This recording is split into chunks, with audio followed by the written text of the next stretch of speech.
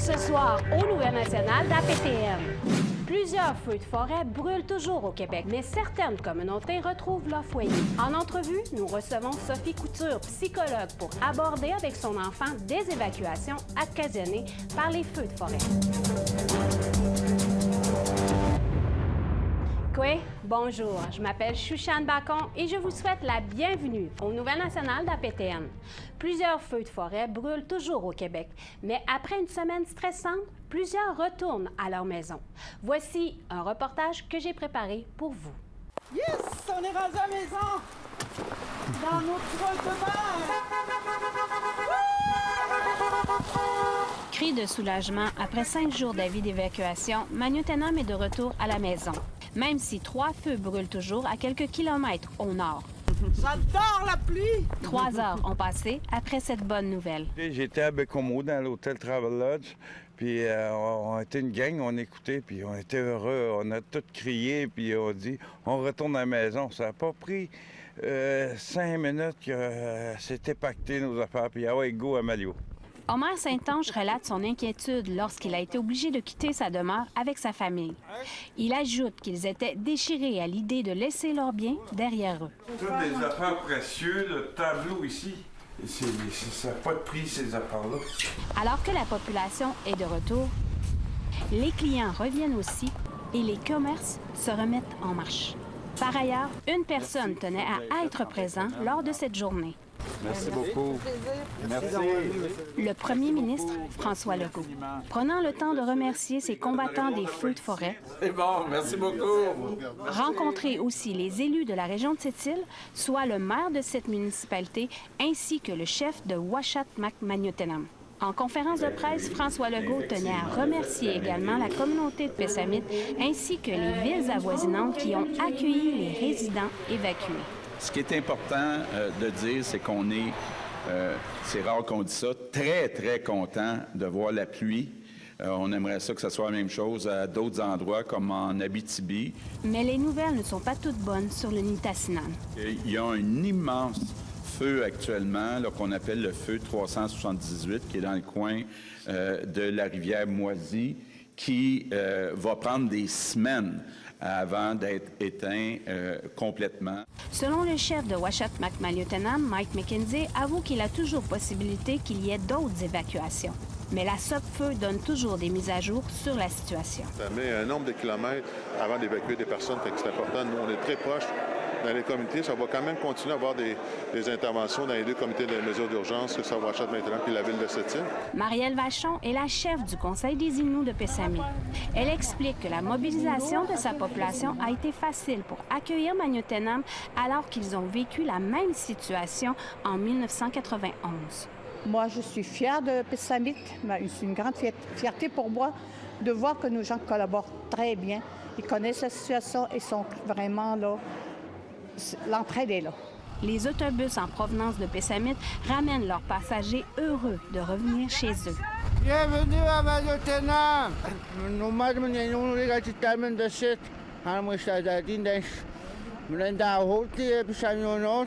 Même si un retour à la vie normale semble paraître avec cette pluie, sous la joie, il reste une anxiété, attisée par des flammes encore brûlantes dans le nord. Chouchane Bacon, Nouvelle nationale d'APTN, Ouachita-Magnotenam. Lundi matin, le nombre de feux de forêt a diminué à 116, mais beaucoup se demandent si les évacuations dues aux incendies seront maintenant une normalité.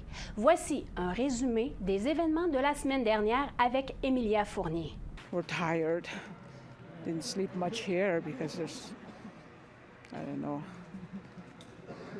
know, I'm lost for words. I don't know, it's too much. Louise Bossum se retrouve à Chicoutimi ce matin, à 400 km de la maison. Elle a été évacuée de sa communauté crie d'Oujé-Bougoumou et elle ne sait pas quand elle pourra retourner chez elle.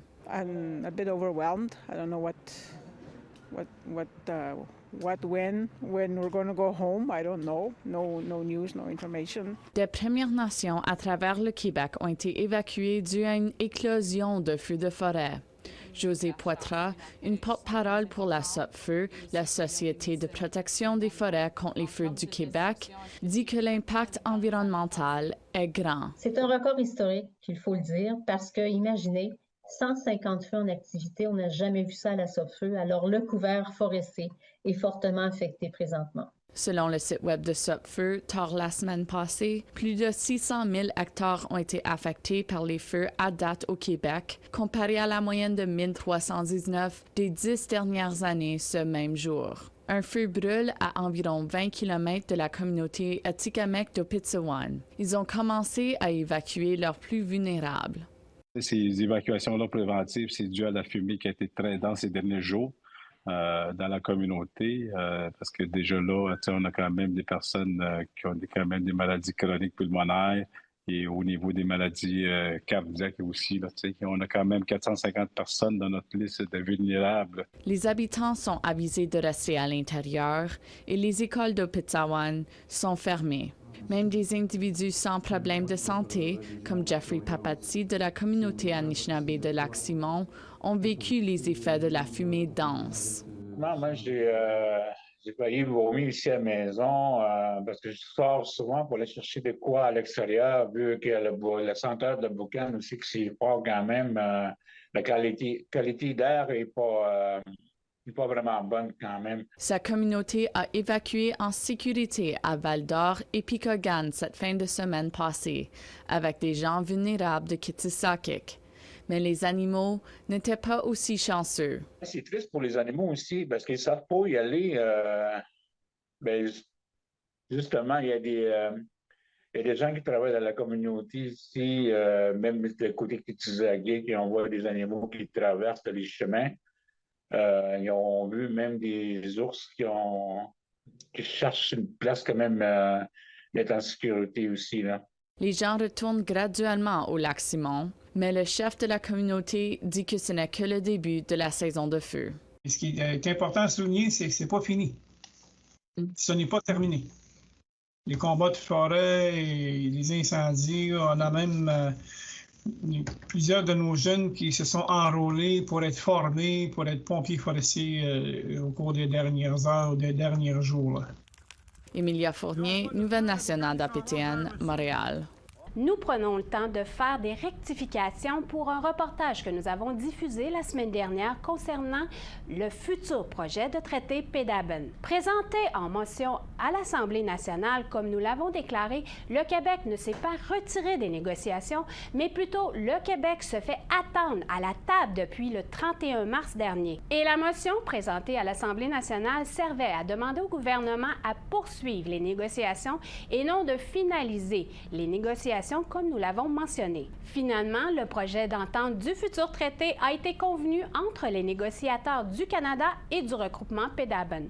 Ce n'était pas une signature entre les deux parties. Nous vous présentons nos humbles excuses. Au retour, une cérémonie de reconnaissance à l'occasion du mois national de l'histoire autochtone par la Ville de Montréal. Soyez là.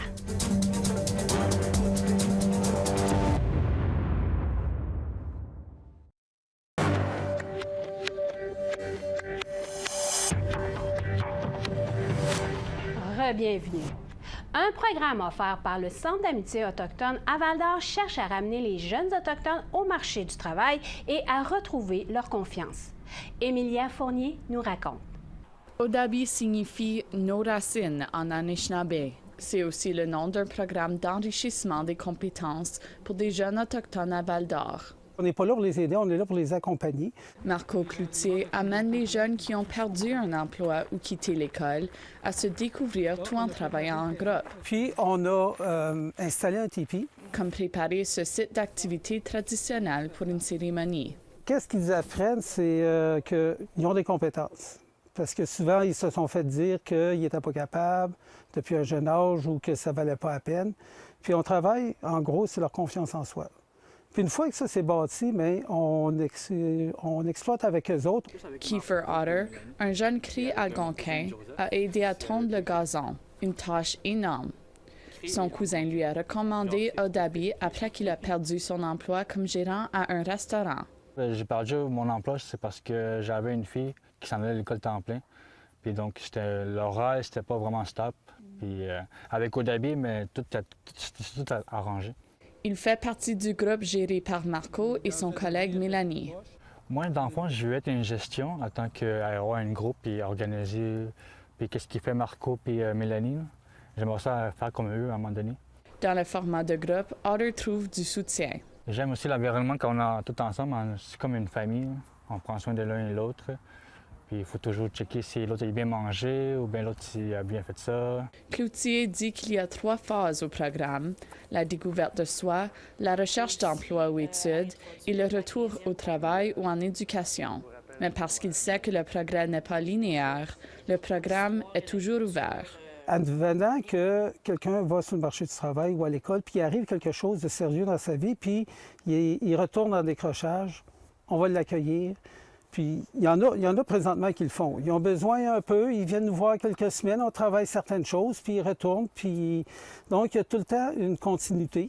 Emilia Fournier, Nouvelle nationale d'APTN, Val-d'Or. Le rapport final de l'enquête sur les femmes et les filles autochtones disparues et assassinées a été publié il y a 4 ans. Récemment, le gouvernement fédéral a fait le point sur les progrès réalisés quant aux 231 appels à la justice formulés dans le rapport. Voici un reportage de Fraser Needham. Quand on les questionne sur les appels à la justice formulés dans le rapport sur les femmes et les filles autochtones disparues et assassinées, les défenseurs affirment que les choses avancent à pas de tortue. Le ministre des Relations couronnes-autochtones, Mark Miller, dit comprendre la frustration, mais il ajoute que les progrès ont été réalisés dans la mise en place de mesures de réduction de comptes. Precisely was, to answer that accountability portion, because without accountability, it's very hard to trust the federal government, particularly in an area where the trust is very thin in the first place. It's why we had this federal, provincial, and territorial roundtable in January, and at the end of which I appointed Jennifer Moore-Rattray to move on that accountability portion, which is putting in place an ombudsperson. Il n'y a toujours pas d'échéancier définitif pour la mise en place d'un ombudsman, mais Miller a dit s'attendre à un rapport de Jennifer Moore-Rattray au cours des prochains mois. I'm looking for a more comprehensive report from her in the late fall. I didn't want to put conditions or a timeline on her myself. This is, I think, a timeline that she herself put forward to me, and then we'll look at that and look at the process that we need to do to really firm up the ombudsperson role. Pendant ce temps, le gouvernement Trudeau a annoncé un financement de 1,2 million de dollars pour aider l'Association des femmes autochtones du Canada dans la mise en œuvre de son programme. This funding means more training, the development of customized strategic plans and capacity building for member organizations in all provinces, in all territories to address violence. NWAC will be able to provide more educational supports, while enhancing empowerment supports for at-risk populations and survivors of human trafficking. La directrice générale, Lynn Groux, a déclaré que ce nouveau financement aidera l'organisme à poursuivre son travail communautaire. The capacity building funding from WAGE Canada being announced today helps us to sustain the work, the heart of the work of NWAC, which is our communities. We will now have more staff and more liaisons to help our PTMAs, our member associations, with training in areas of proposal writing, finance, communications, and generally to help keep our communities safer. Un reportage de Fraser Needham, Nouvelle nationale d'APTN, Ottawa. À l'occasion du Mois national de l'histoire autochtone, jeudi dernier, la mairesse de Montréal a tenu une cérémonie de reconnaissance et Nolwenn Bihan vous propose un récapitulatif de l'événement. Vous amplifiez toutes les voix autochtones et c'est vraiment un honneur pour nous de vous faire signer le livre d'or. Si les discours des élus se sont succédés, cette cérémonie a été ponctuée par la distinction de Michel Jean. L'auteur et journaliste Innu s'est en effet vu recevoir les honneurs de la ville de Montréal pour célébrer l'histoire autochtone. Je suis très touché parce que je trouve que les efforts qui sont faits pour reconnaître la présence autochtone, le travail des Autochtones et la valeur du travail des Autochtones ont pour moi beaucoup de valeur parce que pendant longtemps, au Québec, mais ailleurs aussi, on était complètement invisible, on se voyait nulle part. Cet événement a aussi été l'occasion pour Lauriane Fontaine de faire sa première allocution en tant que nouvelle commissaire aux relations avec les peuples autochtones de la ville de Montréal. Pour moi, le mois national de l'histoire autochtone, c'est l'occasion parfaite de prendre le temps, de créer des opportunités pour apprendre à mieux se connaître. Parce que la réconciliation, ça passe aussi par ça.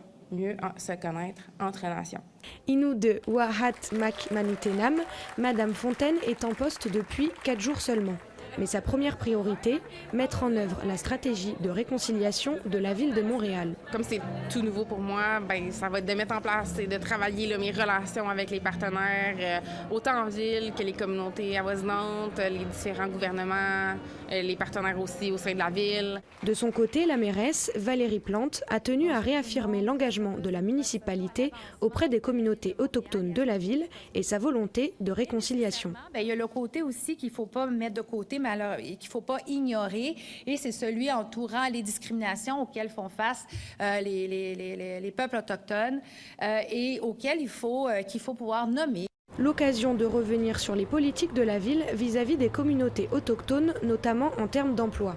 Pour rappel, en 2021, le nombre d'employés autochtones de la ville de Montréal ne représentait que 0,46% du personnel. Un chiffre néanmoins en hausse puisqu'il avait presque doublé en 5 ans. On est vraiment en train de se faire une tête pour s'assurer que la ville de Montréal, ça devienne un employeur exemplaire et une institution sécuritaire culturellement pour des personnes autochtones qui ont envie de contribuer à la vitalité économique de Tiohtià:ke. C'est la ville de tout le monde ici. Quand le jour se lève, quand le jour se lève, quand le jour se lève, je danse avec lui. D'après plusieurs personnes ici, Montréal semble aller dans la bonne direction avec ses politiques inclusives depuis quelques années. Reste à savoir si elles mèneront à une véritable égalité. Nolwenn Billan, nouvelle nationale d'APTN, Montréal. Au retour, l'importance de faire un retour avec son enfant suite aux évacuations. Restez là.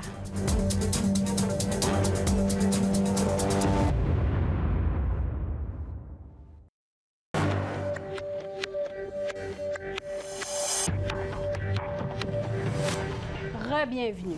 En entrevue cette semaine, nous recevons la psychologue de la communauté de Uashat Mak Manitenam, Sophie Couture, pour aborder avec les enfants de leurs expériences vécues par les évacuations causées par les feux de forêt. La voici. Bienvenue, Sophie. Merci. Bonjour. Je t'ai demandé cette entrevue pour la sécurisation, mettons, des enfants. Le retour après l'évacuation. Pourquoi est-ce important de discuter avec nos enfants? En fait, les enfants, dans les dernières semaines, ils ont entendu parler des feux. Donc, certains ont été évacués, d'autres sont restés sur place. Souvent, les enfants, quand ils n'ont pas l'information, ils vont recevoir l'information d'une autre façon. Parfois, cette information-là, c'est pas la bonne information, puis ça peut créer de l'anxiété chez nos enfants. Donc, ils vont entendre dire que les feux sont, par exemple, plus menaçants que ce que c'est la réalité. Donc, de leur donner la bonne information, ça va vraiment être important là, pour pouvoir les sécuriser, là, pour faire que le retour à la maison se fasse en se sentant très bien là, chez nous. Une maman puis une papa qui nous écoute en ce moment, comment doit-il intervenir ou entreprendre cette discussion-là avec leurs enfants? En fait, je vous dirais, partez des questions de votre enfant. Votre enfant, il sait un peu ce qu'il s'est passé. Sûrement, si vous lui posez la question, justement, qu'est-ce qui s'est passé à l'école, comment tes amis en ont parlé, mais il va être capable de vous donner les informations qui l'ont marqué le plus. Cette information-là, si c'est la bonne information, ben on rassure en disant, ben oui, par exemple, les feux sont à un peu plus de 12 km de cette île, même plus que 18 km dans le cas de la ville, et d'être capable de leur dire, ben les pompiers, puis le maire, puis plein de gens qui connaissent les choses sur les feux de forêt, eh bien, ils prennent des décisions. Eux autres, ils font le suivi du feu, ils sont là toutes les minutes. Il y a toujours quelqu'un qui s'en occupe, qui vérifie comment ils progressent, et ils vont prendre les décisions pour continuer à ce qu'on reste en sécurité. Si les enfants en parlent pas, ça ne veut pas dire non plus qu'ils ne sont pas préoccupés par la situation qui se passe en ce moment. Non, c'est sûr que leur attitude peut aussi parler de comment ils se sentent. Donc, si votre enfant, vous remarquez qu'il y a un petit peu plus mal au ventre ou qui est plus irritable, ça peut être un signe que votre enfant il est un petit peu plus stressé. Donc là, à ce moment-là, selon ce que vous savez que votre enfant là, peut penser, donc essayez d'aller poser un peu plus de questions. Hein? Des fois, il y a certains enfants qui vont dire « Ah, ben ça fait longtemps que j'ai pas vu mamie, je sais pas où est-ce qu'elle est, est-ce qu'elle est en sécurité, par exemple? » Donc là, ça va vous donner l'information sur c'est quoi que votre enfant, c'est quoi qui l'inquiète. Il n'y a pas juste Ouachette Macmillan-Utenam qui a été touché par les feux. On parle aux communautés, mettons, Anishinaabe, Cri, Atikamekw.